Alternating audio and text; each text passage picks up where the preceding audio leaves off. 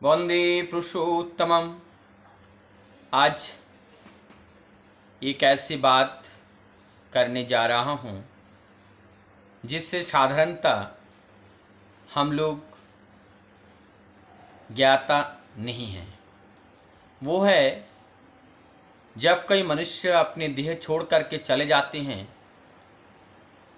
दोबारा उसे नहीं पाया जाता है, क्योंकि ये एक यूनिवर्सल ट्रूथ है, जीवंत सत्य है, जिस रास्ते से होकर लगभग सभी को गुजरना पड़ता है।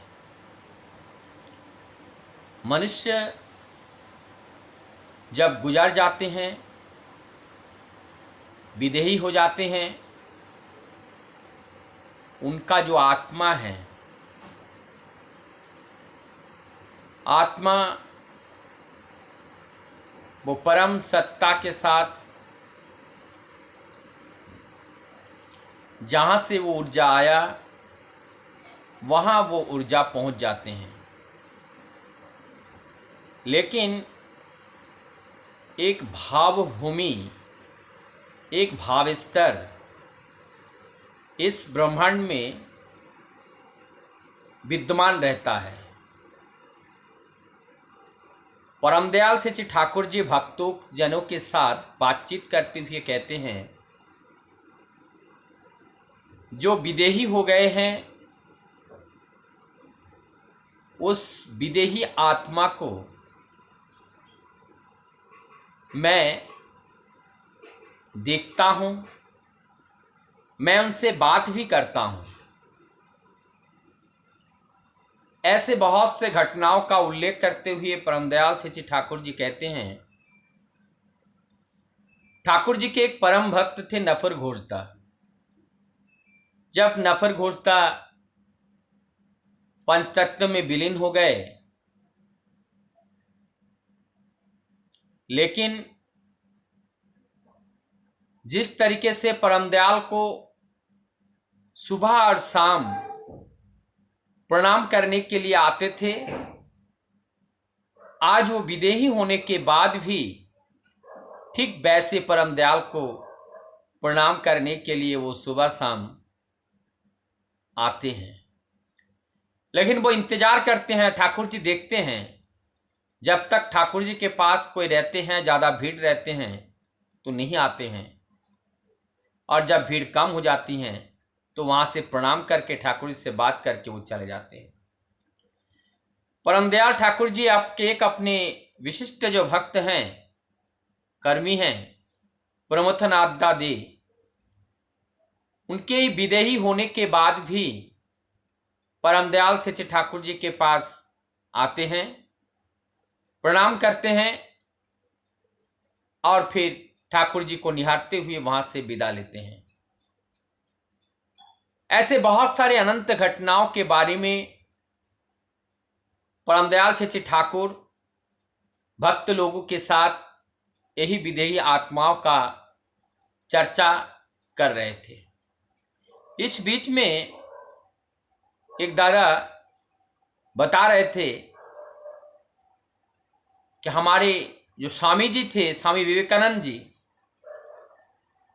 उन्होंने भी श्री श्री रामकृष्ण परमहंस देव जी के विदेही होने के बाद, पंचतत्व में विलीन होने के बाद भी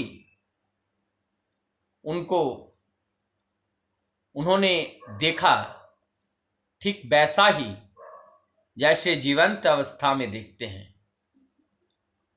परम दयाल श्री ठाकुर यहाँ पे एक बात कहते हैं, मैंने देखा, स्वामी विवेकानंद जी ने देखा और कुछ लोगों ने देखा, लेकिन ये देखना तो देखना नहीं हुआ।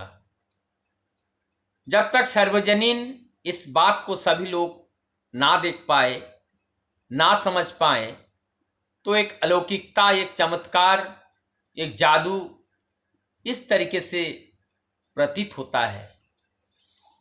लेकिन ये तब उस आत्मा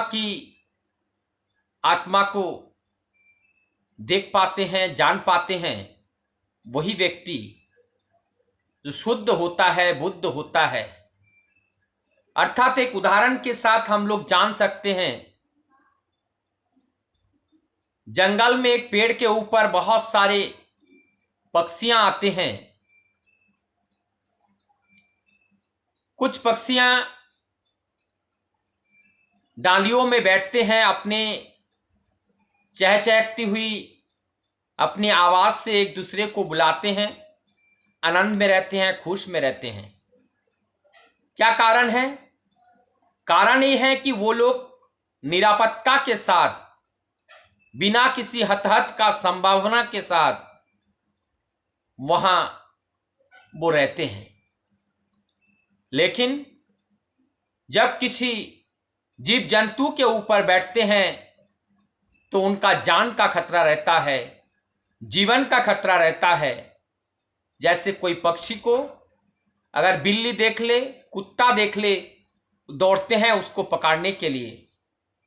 इसका मतलब उनके अंदर भय रहता है, और ये भय तब तक रहते हैं, उनमें ज़्यादा रहते हैं क्योंकि उनमें अविश्वास है। और अविश्वास किनको किया जाता है? भौतिकवादी लोग सबसे ज़्यादा अविश्वासी होते हैं। और अविश्वासी के साथ साथ और एक बात है, मन किसी भी टाइम बदल सकता है, क्योंकि उनका जो आसक्त है, उनका जो खिंचाव है, उनका जो लगाव है, उनका जो संग है, वो अनित्य वस्तु से है। और अनित्य वस्तु से जब होता है, अनित्य वस्तु से आसक्त होते हैं, और उसमें अहंकार निहित होता है, उसमें स्वार्थ निहित होते हैं। इसलिए जहाँ स्वार्थ होते हैं वहाँ अहंकार होते हैं, और वहाँ भय रहता है, वहाँ अविश्वास रहते हैं। इसलिए जहाँ विश्वास है वहीं पे तो जाएंगे। तो ये जो आत्मा का दर्शन, आत्मा से बात करना कौन कर सकते हैं? जिस आत्मा को कोई भय नहीं, कोई डर नहीं, और जो सोच समझते हैं कि ये हमारे जीवन का सब कुछ है, हमारे जीवन को बदलने के लिए, हमारे जीवन की नई राह को दिखाने के लिए यही हमारा सहक है। परमदयाल श्री ठाकुर जी इस आत्मा के बारे में बताते हुए एक जगह कहते हैं कि जब मैं नहाने जाता था और उस पानी में चारों ओर जो टिमटिमाती हुई लाइट रोशनी में छोटे छोटे कीड़े की तरह देखते हैं, चारों ओर उनके जहां नहाते हैं पैरों के चारों ओर वो घूमते हैं। भक्त लोग परमदयाल श्री ठाकुर जी से पूछते हैं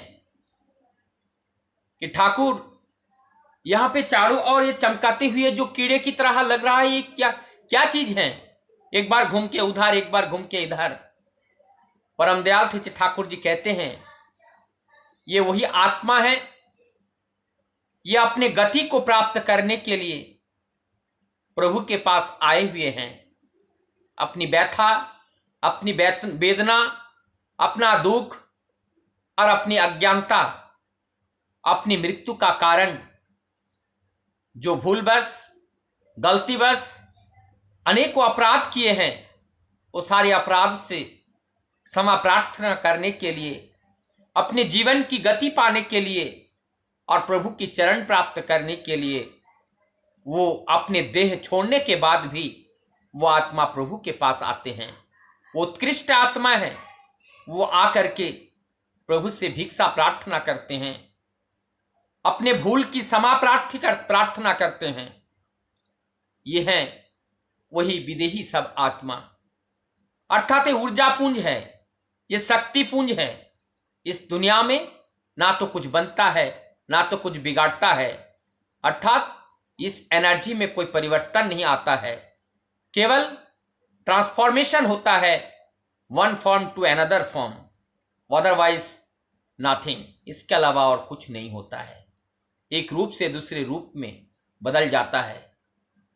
और इस तरीके का जो ये परिवर्तन एक का नाश दूसरा का सृजन, एक की समाप्ति दूसरे की शुरू, इस तरीके से ये परंपरा ये चलती रहती है। वंदे पुरुषोत्तम।